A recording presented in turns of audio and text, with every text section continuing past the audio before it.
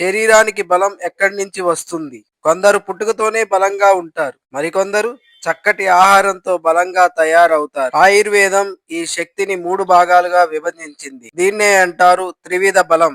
అవి సహజ, కాలజ, యుక్తిజ.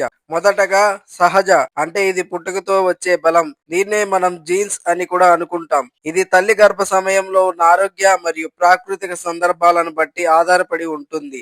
వాత పిత్త కఫల మీద కూడా ఇది ప్రభావం చూపుతుంది. రెండవది కాలజ.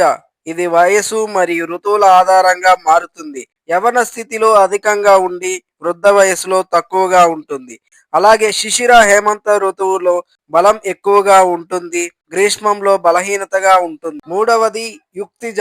ఇది మనం తీసుకునే ఆహారం, వ్యాయామం, నిద్ర మరియు ఔషధాల వల్ల పెరిగే బలం. రసాయనాలు, ఆయుర్వేద ఔషధాలు, అభ్యంగం వంటి పంచకర్మలు మొదలైనవన్నీ దీనిలోకి వస్తాయి. ఈ త్రివిధ బలాన్ని బట్టి మన శరీర ఆరోగ్యం, రోగ నిరోధక శక్తి, చికిత్సా స్పందన అన్ని ఆధారపడతాయి. ఉదాహరణకి బలహీనులు మందులు లేదా ఔషధాలు తీసుకోవాలి. బలవంతులు పంచకర్మ వంటి శోధన చికిత్సలు చేయించుకోవాలి.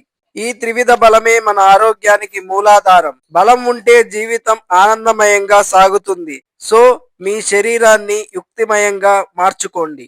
మరిన్ని ఉత్తేజకరమైన కంటెంట్ మరియు సమాచారం కోసం మా ఆయుష్ శాస్త్ర దీపిక ఛానల్ కు సభ్యత్వాన్ని పొందండి. అంతరాయం లేని వీడియోల కోసం బెల్ ఐకాన్ను తాకండి.